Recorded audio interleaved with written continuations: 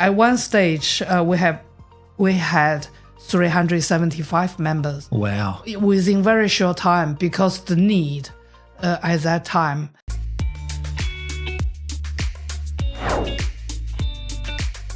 You're listening to Outreach. Thanks for your company wherever you are tuning in. My name is Brian Peel. Thank you so much for having a listen. We are coming to you from Kindred Studios here in Yarraville, Melbourne's western suburbs, and it is thanks to Gratitude Home Care and I Help Disability Services. Care when you need it, support you can count on. And our previous shows are also available up on Mixcloud, so you can go and check out what's been going on the radio show and on the podcast. You can download and take us anywhere in the world, really. If you want to tune in, you can follow us on Instagram, Facebook, LinkedIn, TikTok, and on YouTube. So we are all over the social media. I'll give you a quick wave if you are watching us on YouTube today. Social media is probably the best place to catch up with us, and also via email. It is brian@gihc.com.au and marcus@ihds.com.au. Marcus working absolutely tirelessly in the background, our marketing manager, to help put this production together for us. Outreach is a show dedicated to aged care, disability, and the power of connecting our community, our local community. And it's time for our next special guest joining us live in studio today. Christine Cao is president, one of the leaders at the Northeastern Melbourne Chinese Association. And they run a number of different programs for the Chinese community based out at Preston. Welcome to the studio, Christine. Hello, 你好. Ni hao, thank you so much for joining us. How are you? I'm very well. Today's our Chinese New Year. 新年快乐. Happy New Year to you too. I've noticed that from the number of firecrackers going out in the community. There's a lot of celebration, and you know what I love about the Asian community is that they are so family orientated, aren't they? Yeah. Very family orientated. Thank you for joining us and for having a chat. We did cross paths at one of the local events down to Preston Market anyway. That's right. And every year it happens. Yes, and we noticed NEMCA, so Northeastern Melbourne Chinese Association, had a table there, and we crossed paths and we met one of the other gentlemen that works there. And we said we'd connect up, and we finally made this happen. So it's really great that you've been able to come in and have a chat to us. Now, we're keen to find out more about NEMCA and more about what programs you offer, what services you provide for people in the community, and how people can get involved. So tell us a little bit about how NEMCA came about. How did that start? Do you know the long history behind it? It will be a long story. You say, tell me a little bit about it, but it can't be a little bit. It was set up in 1994. In January, I was one of the first members of the association. I was there on the first day of the association. Probably at the moment, I'm the only one in the whole association was there on the first day. So you're an original. Yeah.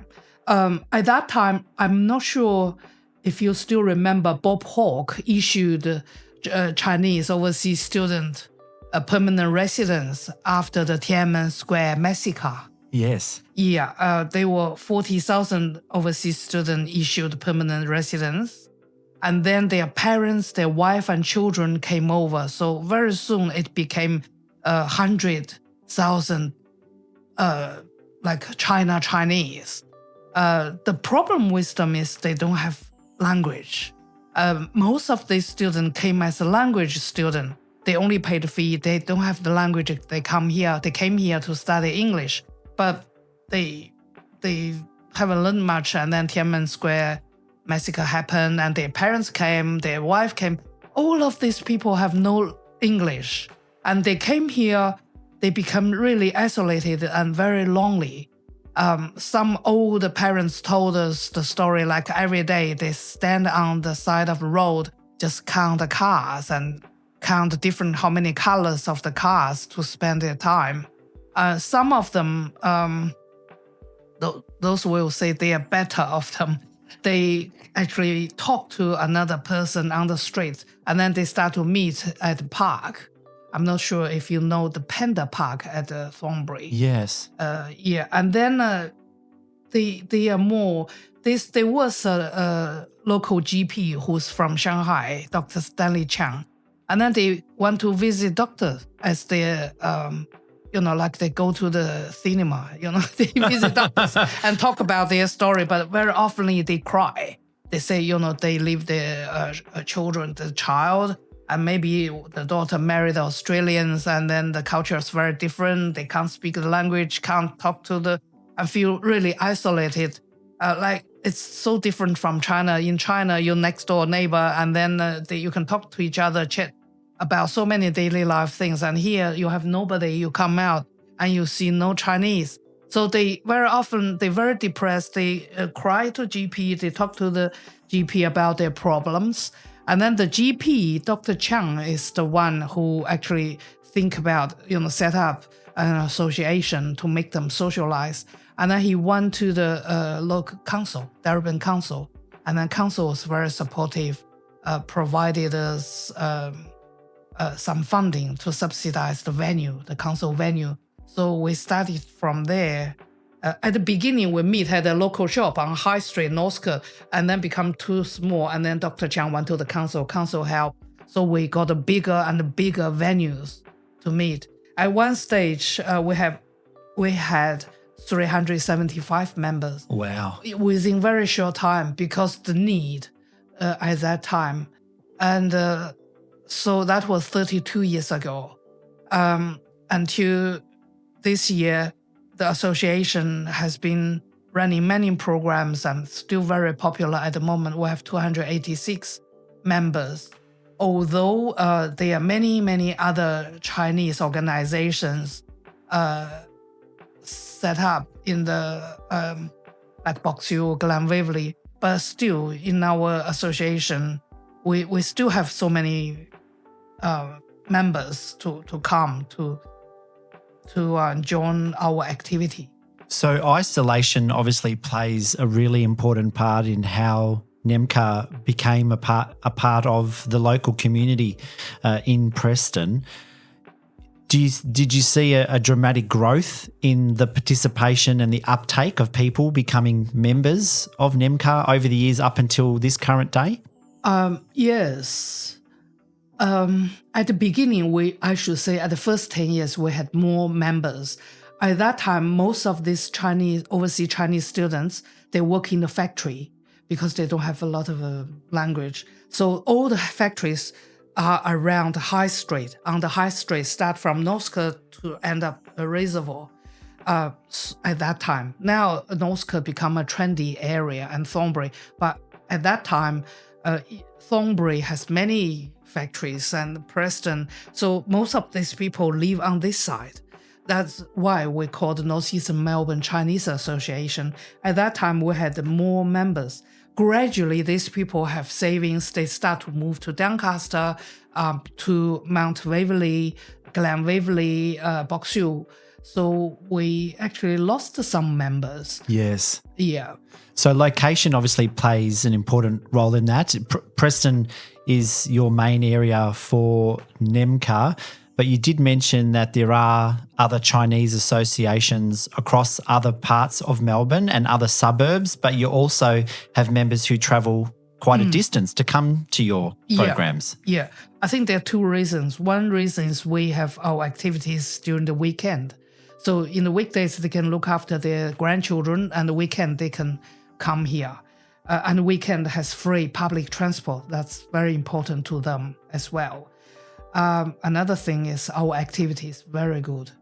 We have so many activities. You can come to one place, you can join 3 activities in a day. And then you come next day, you join another totally different 3 activities. So I'm keen to know more about those activities, because there is quite an extensive long list of all the programs and activities that you do. Tell us what sort of activities you do offer and which are some of your really popular ones. Okay.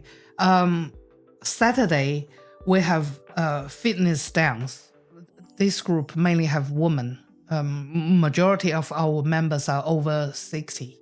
So this group of women come here. We have volunteer teachers do some fitness and like a dance kind of movement combined with Chinese culture, Chinese music.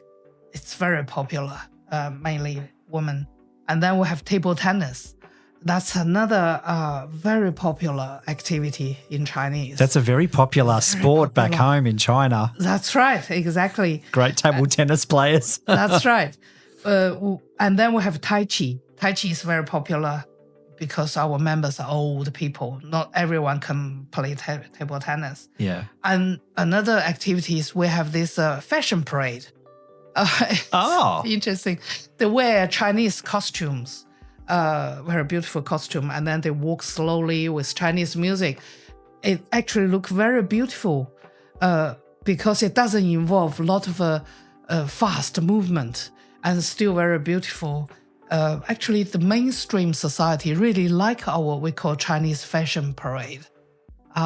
They invited us a lot actually to their function. I can imagine that would be pretty popular for the streets of Preston, definitely. Yes, they invite us every might have time. to put a couple of pictures. If you've got any photos to share, we can probably put a couple of pictures up on our podcast as well. We'd love to share that to give people an idea of what it's like getting dressed up in costume. That thing I haven't seen in the Western society. Actually, it's very Chinese, I think. Yes. And another thing on Saturday afternoon is we have a choir. Huge choir. We sing mainly in Chinese.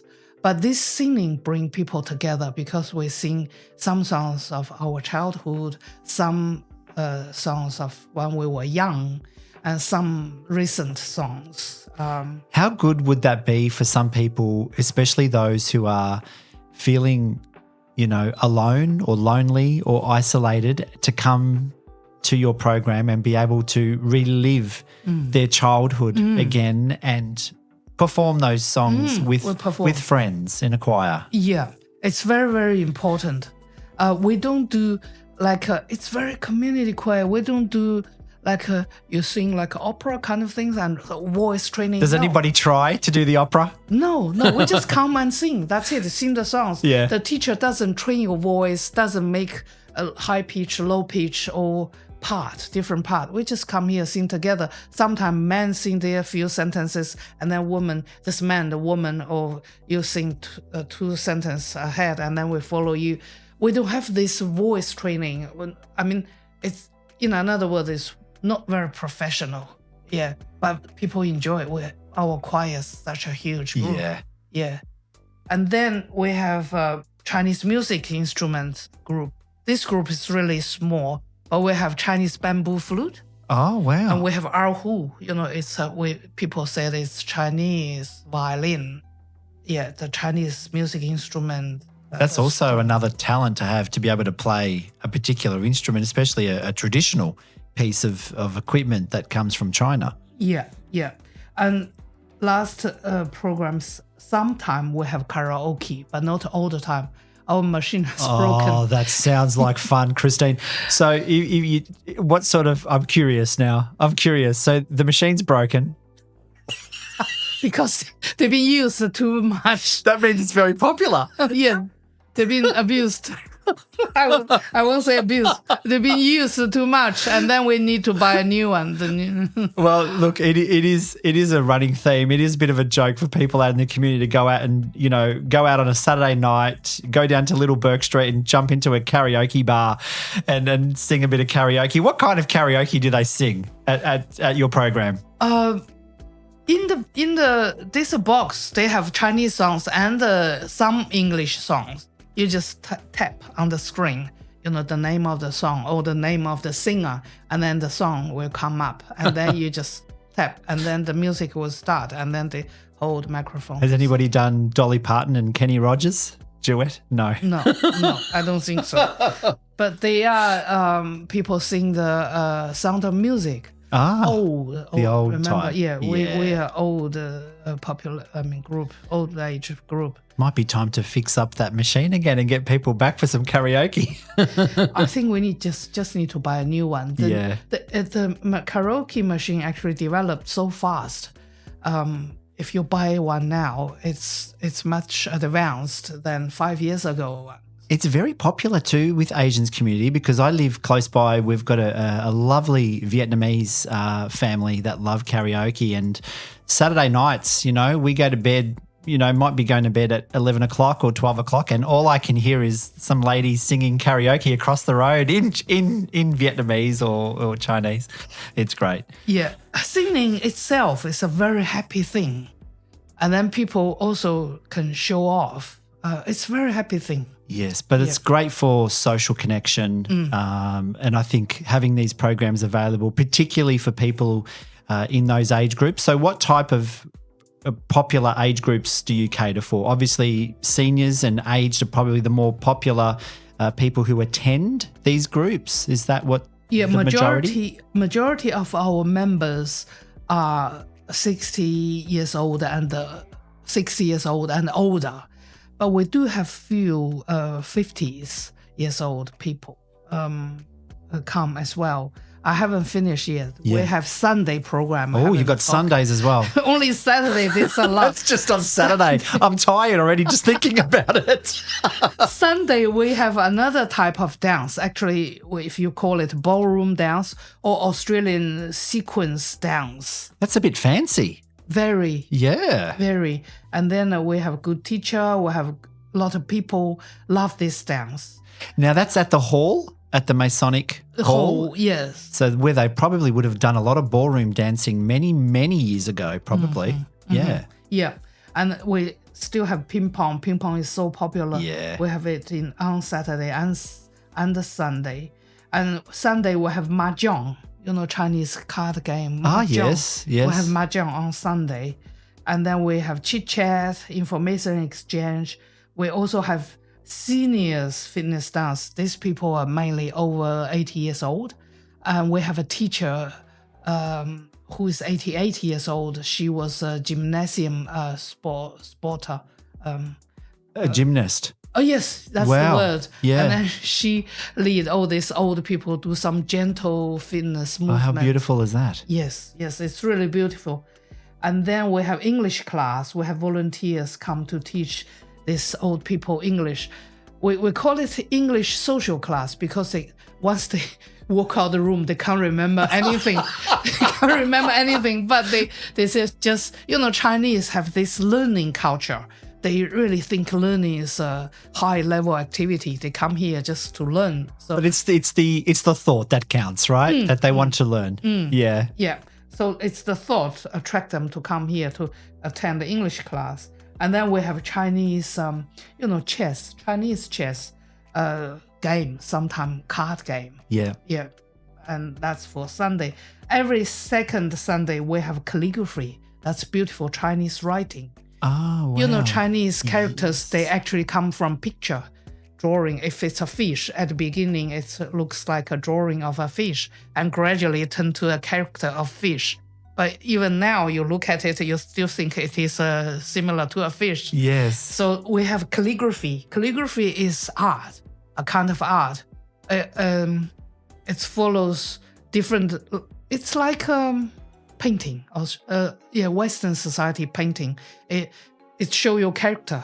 If you are a person who can do the calligraphy like a painting, and then it's a type of calligraphy. But some people write calligraphy very neatly, in a good shape, look good. That's another type. So there are hundreds of types of calligraphy. It speaks volumes, doesn't it? The Chinese writing and the style of writing, it really does speak a lot for the culture. Exactly, and show a lot of the people's spirit. It's like a painting. Sometimes I really say it's kind of painting because our language comes from painting. So it still is a type of painting. That's our calligraphy. What else? We can't forget about this one. Yeah. Peking opera. they wear costume. It's an ancient style. They sing in a very high pitch. They sing this way. Oh my goodness. And they run that every Sunday? Every Sunday afternoon. Yeah. My goodness. It's a way of singing drama. Drama with story. Because we all have drama in our lives, don't we? Yeah. They like an old novel, very famous novel, love story. They make it to Peking opera, and then they wear costume, put on all these makeups, and they start to sing this way about the love story. And what age group normally do that? Still over 65. The younger ones nowadays, they don't have the patience to learn this because very slow singing, and also the training of the voice is very differently. This is great. Such a range of different activities that are and really the cultural inheritance. It is really important. And we also have a Monday program. It's simpler. Monday program we play Tai Chi, Qi Kong, and the Chinese dance. More Chinese dance. That's it. At Coburg, the Monday programs at Coburg. Okay. Yeah. Different location. So different location from the Masonic Hall in Preston. But you also mentioned there's particular Chinese associations in Werribee, Yarraville and Footscray as well. Definitely, Yeah. But those Chinese associations, they're independent. They're not related to us. Our association have 2 centers. Every Monday we meet at Coburg. Yeah. Harry Atkinson Center next to the Coburg Lake. So and we should thank City of Marybeck to support us. That is great that they're actually reaching out to the community and supporting the Chinese community. I'm also keen to know, do people attend these programs more just for the social connection? So if they don't want to do an activity, can they come and just like talk to people and just, I don't know, do you have snacks or food? I'm thinking you'd have some great snacks to eat. Would you have Chinese food or do you go out for food? Not really. These people, some of them, they come to socialize. Some of them, they think they have the skill. They come here to shine. Yeah. Actually, some people, they dance really well. They start to do the Chinese dance when they were teenagers. And then they're 70 something. They still dance. Wear Chinese costume, do this fan dance, Chinese style dance. So a lot of them come here to shine. And some people think they can sing well. They come here to sing. They think they have good voice. But a lot of them come here actually to socialize, to meet friends. They bring their own lunch. We have 4 microwave lunchtime for these people to warm up their lunch. Oh, that's important because people might want to bring their own snacks to eat as well. Yeah, to share with their friend. But we don't provide snacks or refreshment. We charge annual fees to pay rent. Yes. If you play in the ping pong group, we have ping pong Saturday, Monday, and Wednesday night. So ping pong group pay $60 a year to play. But if you play in a ping pong club, once you pay $60. So our fee is really cheap. Yeah. And then we have dance, all kinds of dance, ballroom dance, fitness dance, whatever dance. The annual fees and Tai Chi and the choir annual fee is $40 only. That sounds really reasonable considering, a lot of things is expensive, but that sounds like a great price for people to come in and spend some time with the community and maybe sing a bit of opera or do a bit of play a bit of mahjong. And the calligraphy only $20 a year because calligraphy we meet every second Sunday, like a less amount, and then only charge $20. And this $20 actually include the ink and the brush and the paper, and also all the fees will go to the rent. Our rent is about $12,000 a year. It's not cheap, yeah. So in terms of the type of people's backgrounds that come, obviously from a Chinese background specifically, but people who have any medical conditions, whether they're, have mental health issues or if they're feeling isolated, what types of people come to your programs? Our members are mainly the mainland Chinese. We also have Malaysian, Korean Chinese. We have Japanese.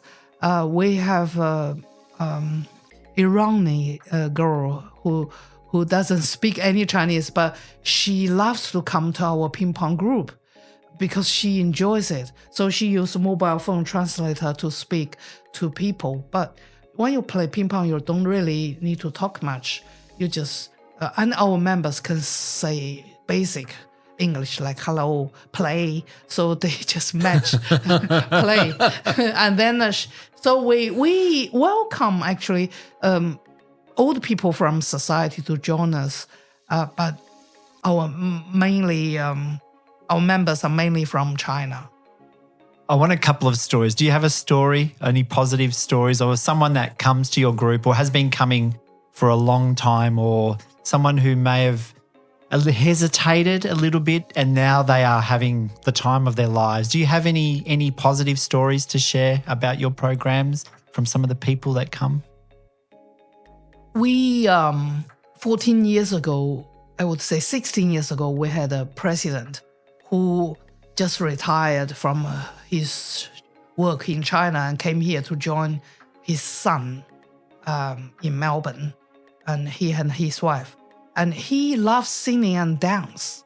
He always dreamed he would be a leader for singing and dance troupe, a unit. And then she start from here because here we need leaders. People come here to dance and sing and play music instrument, but she always have a dream in his head. He's the head.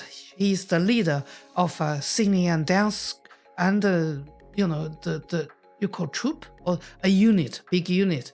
And then she just stand up and then further develop the dance group and the singing group, put them together, and she became the leader. She conduct the choir, she lead the dance group to all different kind of functions, and she actually fulfilled his dream.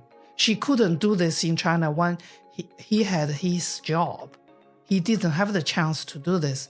That's one thing. And then he actually, he was good. We need someone to lead, to put these things together. You don't have to be excellent, like a Pavarotti kind of singer. Maybe Pavarotti can't do this kind of a leadership thing. No. But we need a leader who has a dream, want to do this all in his life. And then he achieved here. That's one story. It's a great art to be able to share that with people as well, isn't it? Mm. Yeah. And we have like our current calligraphy teacher, we call him Master. He's almost 93 years old. Wow. Yeah, he started to learn Chinese calligraphy from how old? 60-something. Also after retirement. See, you're never too old to learn, are you? And then he started to practice calligraphy every day, 2 hours. And then his calligraphy become very good. And then, at first, we normally copy the famous calligraphers thing. And then the second stage, you develop your own style. And then he passed all those stages. Now he has his own style of calligraphy. And then he leads this calligraphy exhibition of our members and himself as well. So it's another dream of him, like an artist, calligraphy artist dream. He was an engineer in China. And the dance is another example. Someone loves dance, the girl, but when she come to Australia, she has to work to earn the money to pay the mortgage, everything, have children, and eventually, but she become a famous dancer's dream, always in her head. And when her children grew up, and then she started to learn dance, and then Chinese dance, ballroom dance. Because she got the talent, she became very good at it. She won the champion, the medal in the Australian sequence dance senior group. It's not professional group, but senior and professional group. She and her husband became the champion. It's a big achievement for them. for their life. They feel, very good. It must really make them feel all warm and fuzzy inside. That's right. Proud of themselves. Very proud. That's right. I think it would take quite a large team of volunteers at NEMCA to bring all of this together. It is not run by just one person. It's a team of people. Take us through that process. Like, how many people are part of NEMCA and how do you coordinate such a really busy schedule? We have a committee. At the moment, we have 14 committee members, and we have 2 assistant committee members. So altogether, 16 members. For such a big organization, you have to fully rely on the volunteers who has or who have the contributing heart to sacrifice their own time, their own energy, and their time and mind to do this. For example, the fitness dance group leader, every Saturday morning, 9:30, she come to open the door for everyone. And then she has to arrange teachers to teach this fitness dance group. If the teacher's sick, and she has to be able to teach by herself, to prepare the music, to prepare the dance, to occupy the whole morning from 9:30 to 12. And then the ping pong group leader has to come to open the door twice in a week, Saturday and Sunday. Sometimes even Wednesday night. Wednesday night we have ping pong program as well, but it's opened the door by another member, not a committee member. You have to stay, and then you have to lock up. So you have to have a very good heart and willing to contribute your time. Because your members would also put trust in those people as well. I would say majority of the members are very kind. They appreciate, they're helpful as well.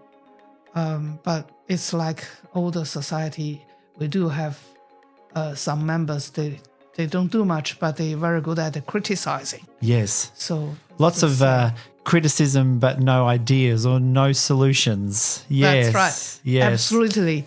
Yeah. But I think it's normal. Yeah. But I think the positive aspect of these programs far outweighs all the negative chitter chatter in the background of people who might not be pleased or happy with something. But usually one of my stances is if you've got something you want to complain about, at least have a suggestion or an idea on how you can make these improvements for the group or for the program. But it takes a really dedicated team of volunteers to put this program together for your community and for your members who come in. So if there are people listening to this today thinking, I would love to get involved, I would love to be a member, I would love to be a part of the Northeastern Melbourne Chinese Association, what do they need to do? How do they need to go about making those connections with you, Christine? They can make a phone call to me. My phone number is 0403 111 220.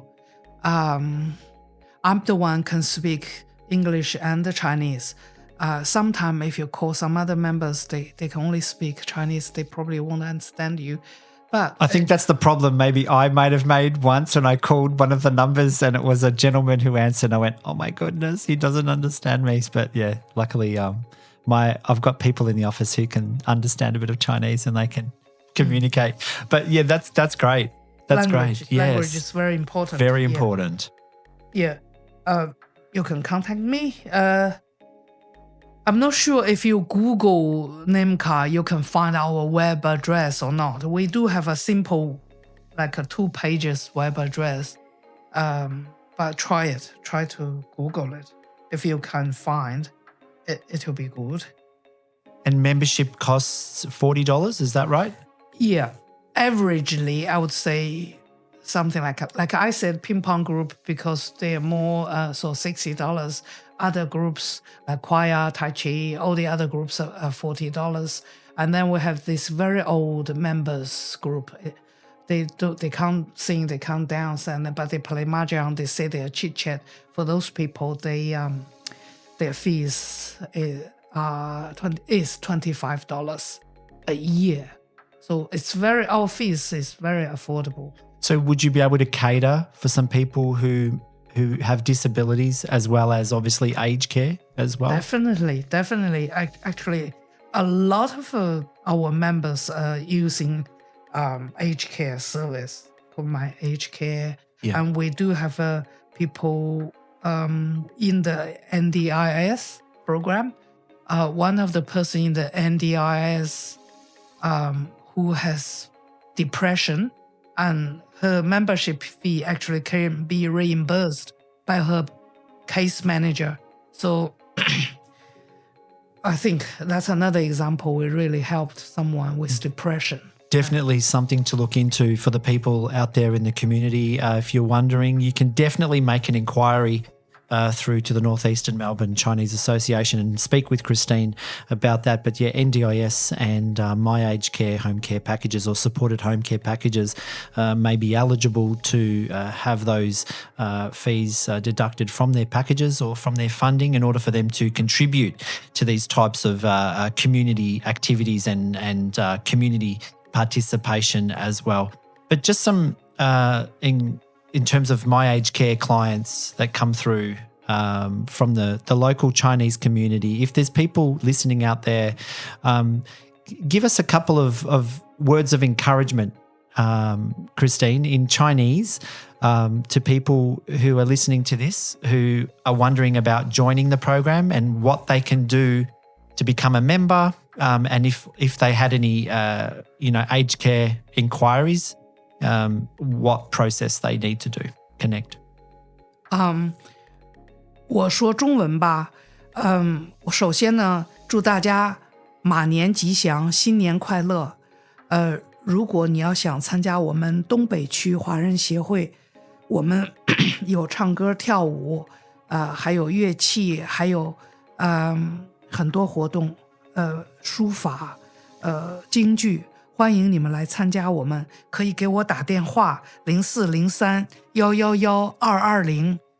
我们是一个非常友善的华人协会，我们在 Preston 每个周末聚会，希望你积极参加，欢迎大家。 Thank you, Christine. That is great. And it's nice that we've been able to have, and this is it, all colours of the rainbow here on Outreach. I did not understand one word that you said there, but I will take in good faith that you've conveyed that correct message to all of our people who can understand and speak Chinese. But for those listening who might have a client or someone who's interested in participating in these activities, you can call Christine on 0403 111 220, and that is the Northeastern Melbourne Chinese Association. If you've got any queries about aged care and you're not sure about whether you have funding or you have assessment through the My Aged Care, you can actually give us a call at Gratitude Home Care. It's 1300 912 155 as well. Christine, thank you so much for coming in on Outreach today. It's been a pleasure having you here on the show. Thank you for inviting me. By the way, I have to tell you, there are some aged care organizations came to us, approach us to promote Australian service. So you are welcome to come to our association as well. We would love that. We would love that connection. Thank you so much for your kind invitation. Well, I am absolutely floored. This has been another great edition of Outreach, this time with our special guest, Christine Hua, President and leader. And I'm sure you've got your hands very full and very busy, Christine, with so many programs and activities for the community. That's Christine Hua from the Northeastern Melbourne Chinese Association. That phone number again is 0403 111 220. This has been Outreach, a show dedicated to aged care, disability, and the power of connecting our local connection. You can catch up on our previous podcasts on Mixcloud. You're listening to Westside Radio radio.com.au and check out what's going on the west side of .com.au. And it is all thanks to Gratitude Home Care and I Help Disability Services. Care when you need it, support you can count on. Don't forget, check us out on social media, Instagram, Facebook, LinkedIn, TikTok, and YouTube. I'm pointing to you over there on the camera, social media, and on Mixcloud. And our emails are brian@gihc.com.au and marcus@ihds.com.au. We'll catch up with you next time. Stay tuned.